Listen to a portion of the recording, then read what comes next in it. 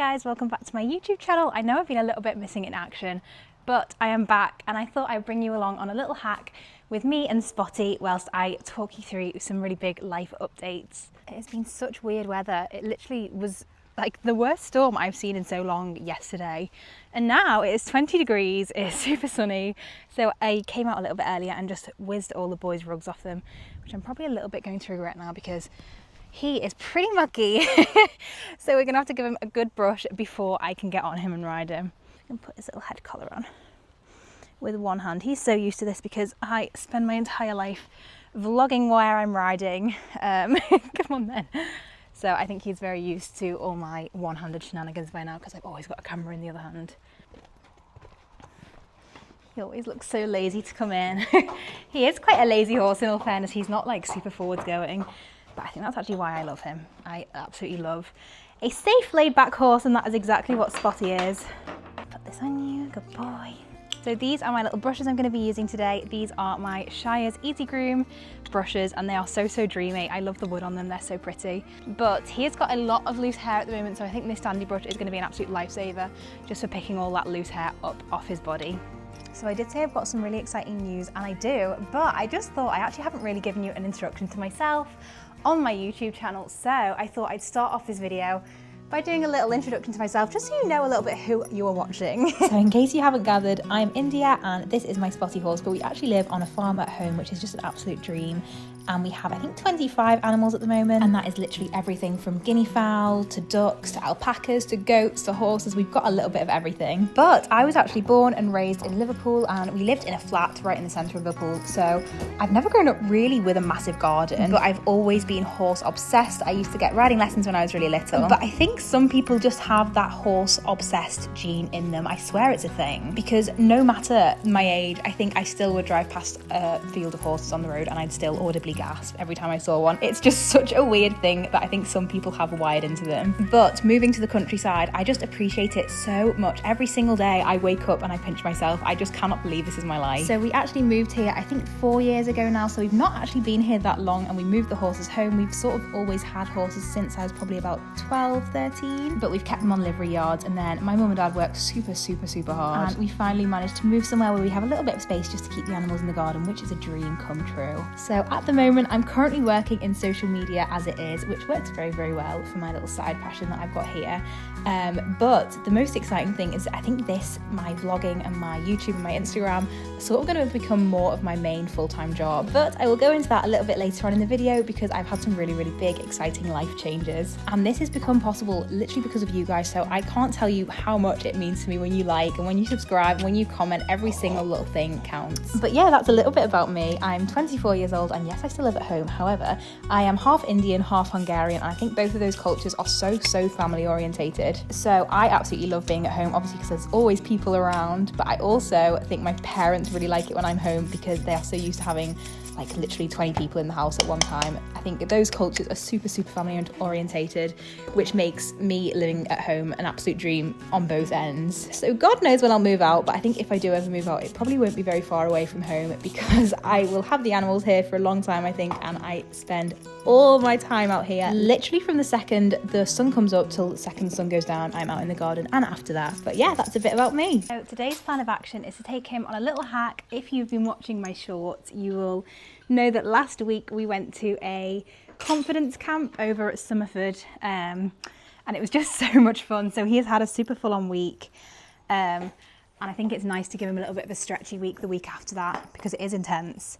It was like 3 days that we were there, and he did show jumping, cross country, poles, dressage. So he was worked hard, bless him, and he absolutely loves a hack. So I think we're going to go and do a nice stretchy hack, maybe do a couple of little canters, but yeah, just take it really chill, which is also my dream. Like, I'm really not a competitive rider. It's my absolute dream to just sit on a track or like a road on a horse and plod along. That is my dream. That is where I am most happy, when I'm on a horse and I'm most confident, which is weird because I think a lot of people hate being out on the roads or on hacks, but that is just my absolute happy place. But I am trying to overcome that a little bit. Like, I think in a dream world, I'd be able to just go off and do the odd competition. But at the moment, I think my confidence is just a little bit too low. And that confidence camp definitely helped with aspects of it, like the show jumping and the dressage. I think I am really keen to get out and do a little dressage test, because that doesn't really scare me at all. That's just more, I'm actually not really very good at dressage. So, so that is the aspect of it that scares me. But otherwise, I think I'd love to go out and do a little dressage competition and maybe a little show jumping competition as well.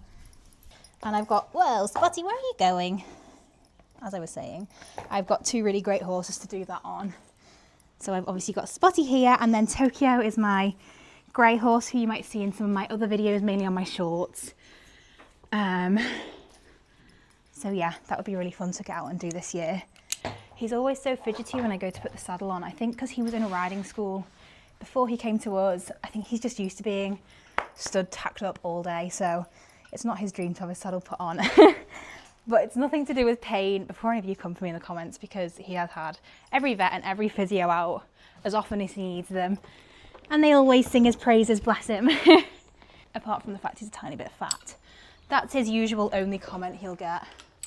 Put this on. I always make sure I put it on so gently just in case. And I also hate watching people, you know, when they thud the saddle down really hard just to get it on dead quickly. I've also put this high-vis martingale on him. Just so we get a little tiny bit more visibility, although it is really sunny. I don't think the roads are going to be massively busy because it's like 1 PM on a Wednesday. So I'm going to chuck on my high vis, and I always like to wear these ones that have these police looking things because I think it makes people slow down so much more. Not that a police officer would ever ride a fat spotty horse, but and then obviously I'm going to go in with my riding hat. So many of you guys over on my other platforms comment about how you hate when I ride my hair down, and I just can't not do it. I love riding with my hair down. I feel so much more free and I don't know, so much more comfortable to me than having like a ponytail in. Right, that is me ready to go.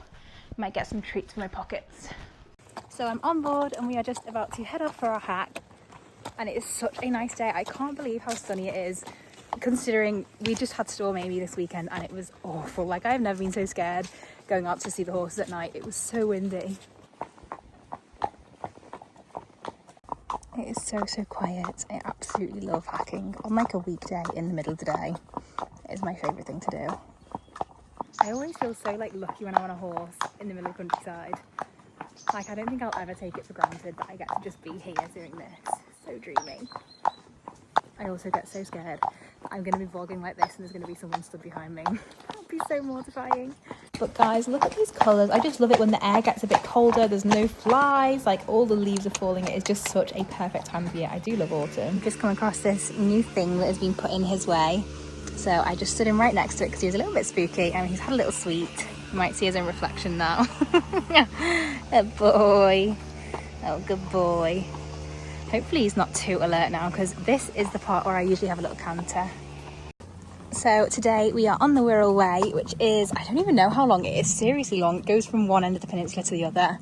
And what I love about it is it has got a completely designated horse path. So you never have to worry about coming across dogs or people or cyclists. And also the ground is mud, so it's always really soft. And if you can see down there, there is a little pedestrian path. So they sort of like run in tandem the whole way from here to the beach. But I'm going to let the sound run for you because it is literally like riding a horse watching these videos. Let's see if he might pop over this little log. He might just spook at this little log. Good boy.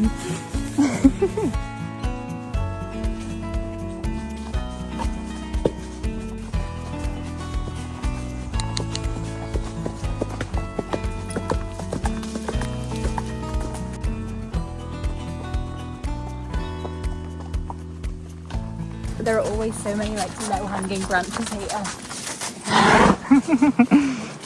And now we cut through this little tiny pathway. I don't know if you can see, but it's always so overgrown. It's actually not awful today, but I do usually come out of here with holes in my tights because they get dragged along the bushes.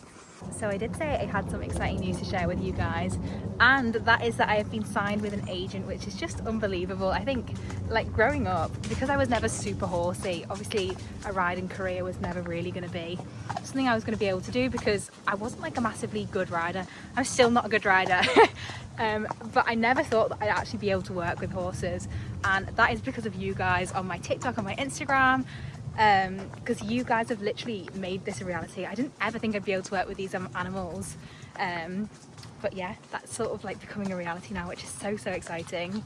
So I'm hoping that I get a few more maybe brand deals and I can make this into my like full-time job. Would be the dream, but let's see how we go. That's the thing, I'm still sort of embarrassed to tell people, and it's so stupid.